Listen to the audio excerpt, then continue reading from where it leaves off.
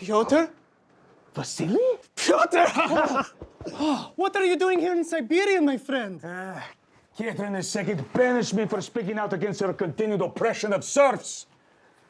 Pyotr, same thing happened to me 5 years ago. Has it been 5 years already? Time flies. Does it?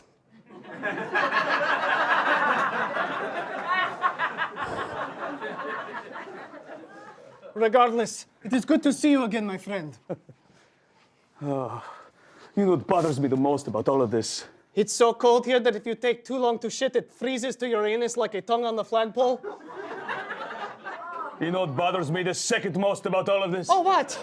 That even though I spoke out about her mistreatment of the people, when Catherine II finally dies, she will be remembered fondly for modernizing a small portion of Russia and slightly expanding her borders. In St. Petersburg, they're already starting to call her Catherine the Great. Catherine the Great. Oh, look, my spit turned to ice before it hit the ground. That's pretty cool. Being banished to Siberia would have been worth it had I just managed to ruin her legacy. Oh, then I have some very good news for you, my friend. For I figured out how to do just that. I've spent the past 5 years plotting and scheming, poring over every scrap of political theory I could get my hands on. And after examining every possible tactic, from every conceivable angle, I figured out how to ruin this so-called Catherine the Great's legacy. How? Tell me, how? We tell people she fucked a horse.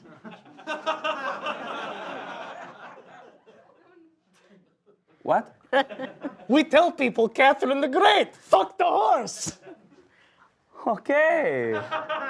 Vasily, I think the cold has finally clouded your mind. No, my mind is clear. As clear as a vodka taster's urine. Oh, so strong. Think about it. We cannot argue with Catherine the Great's political decisions from Siberia, and even if we could, in a mere 20 years, no one will remember them. Saying that her expansionist vision for Russia required military conscription of the serfs will mean nothing to nobody. But if we tell people she fucked a horse, everyone will remember because it would be totally gross if she fucked a horse. Vasily, you're mad! And this is coming from a guy who spoke out against an authoritarian royal dictator. I'll never hear the end of this from my wife. Was your wife banished to Siberia with you? No. Then you've already heard the end of it. Mark my words. In 200 years, people around the world will not be able to tell you one thing Catherine did as a monarch. But if we say it enough, every time someone mentions Catherine the Great, every single last person will think to themselves, wasn't she the one who fucked that horse? How? How would we do it? Oh, it is simple.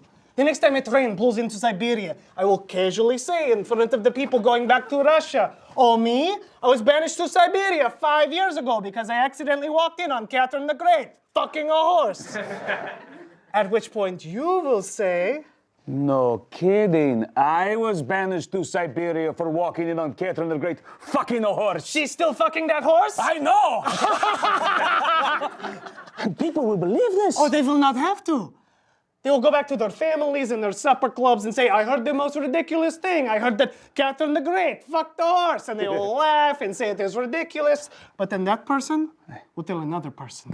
And that person will tell another person and so on and so on. They will not be able to help themselves.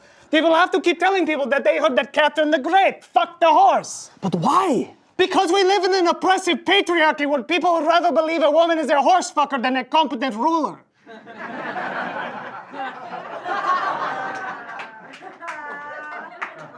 This is very good. And this is how we ruin Catherine the Great's legacy.